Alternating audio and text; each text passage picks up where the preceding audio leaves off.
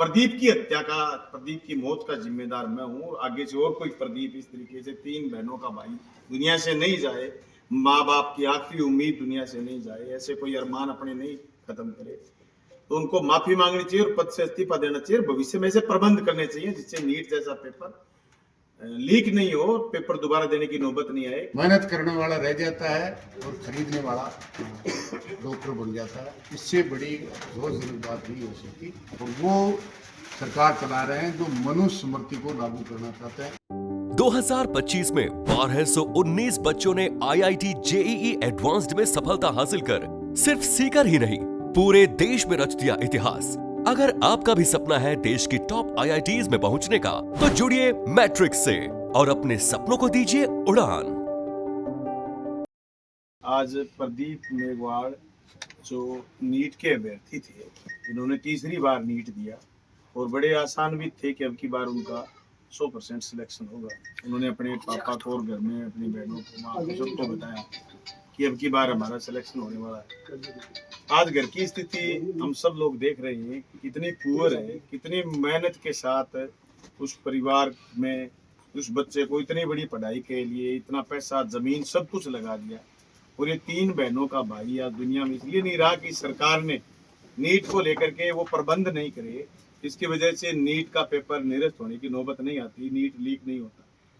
तो ये पूरा का पूरा जिम्मा भारत सरकार पर और राजस्थान की सरकार पर है। इस बच्चे की मौत की जिम्मेदारी उनको लेनी चाहिए और उनको बाकायदा क्षमा मांगते हुए केंद्र के मंत्री धर्मेंद्र प्रधान को ये क्षमा मांगते हुए कि प्रदीप की मौत का जिम्मेदार मैं हूँ और आगे से और कोई प्रदीप इस तरीके से 3 बहनों का भाई दुनिया से नहीं जाए, माँ बाप की आखिरी उम्मीद दुनिया से नहीं जाए, ऐसे कोई अरमान अपने नहीं खत्म करे, तो उनको माफी मांगनी चाहिए और पद से इस्तीफा देना चाहिए। भविष्य में ऐसे प्रबंध करने चाहिए जिससे नीट जैसा पेपर लीक नहीं हो, पेपर दोबारा देने की नौबत नहीं आए। कितना बड़ा मुश्किल है, 8वीं से लेकर के 10वीं तक बच्चे तैयारी करते हैं, फिर 11वीं 12वीं में फाउंडेशन की तैयारी करते हैं, अपना जीवन का सब कुछ लगा देते हैं। तो हम समझ रहे हैं कि सरकार ने पूर्ण तरीके से इसमें जनता के साथ धोखा किया है, युवाओं के साथ धोखा किया है।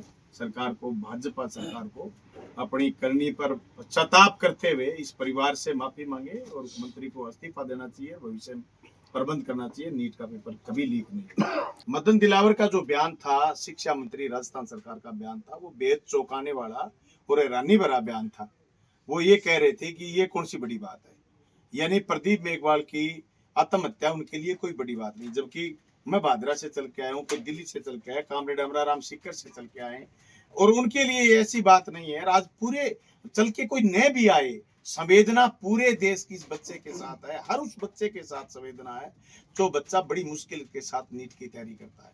कितने ऐसे घर होंगे जो बड़ी मुश्किल से अपना सब कुछ बेच करके बच्चे को डॉक्टर बनाने की रणनीति बनाते होंगे, खर्चा करते होंगे, पेट के गांठ लगा करके तैयारी करते होंगे।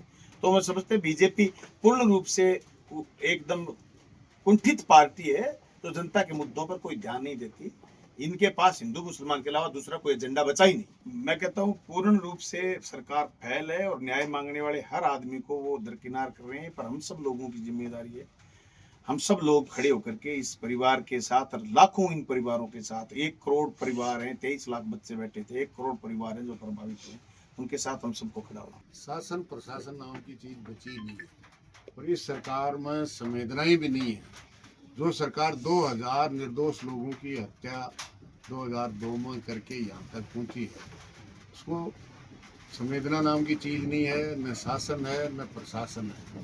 प्रदीप इस परिवार का सब कुछ 3 दफे प्रयास करके पूरा घर उन्होंने हवन कर दिया, वो आज उनके बीच में नहीं रहा और शासन प्रशासन न्याय मांगने वालों की आवाज़ को दबाने की कोशिश करता है। इससे ज़्यादा अफसोसजनक बात नहीं हो सकती।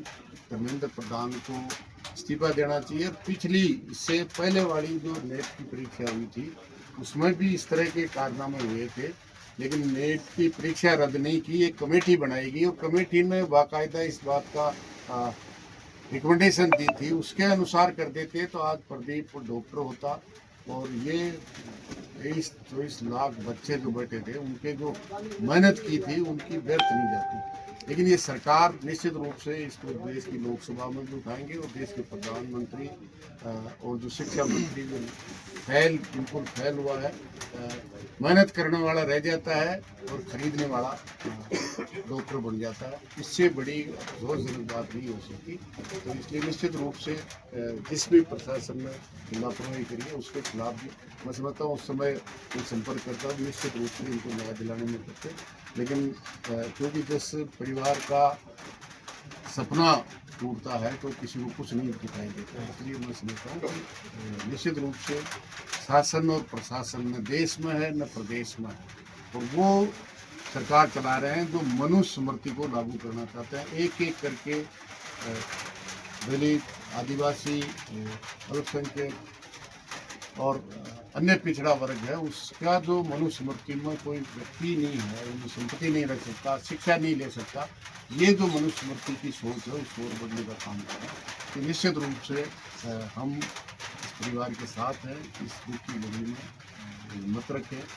हमसे जो भी बन पाएगा न्याय के लिए प्रदीप तो नहीं बचा, लेकिन परिवार को न्याय मिले, और सरकार की जिम्मेदारी है जिसका सब कुछ हो दिया उनकी मदद करे और सरकारी नौकरी दें, जिससे कम से कम प्रदीप तो वापस नहीं आ सकता, लेकिन परिवार मैं प्रधानमंत्री को कभी से भी लिखूँगा न्याय दे। और फिर जब भी लोकसभा चलेगी निश्चित रूप से इस मुद्दे को बहुत मजबूती के साथ सब मिलकर के हम तो इंडिया गठबंधन के जितने भी सांसद हैं राजस्थान से, वो सब मिलकर के उसके लिए प्रयास करें।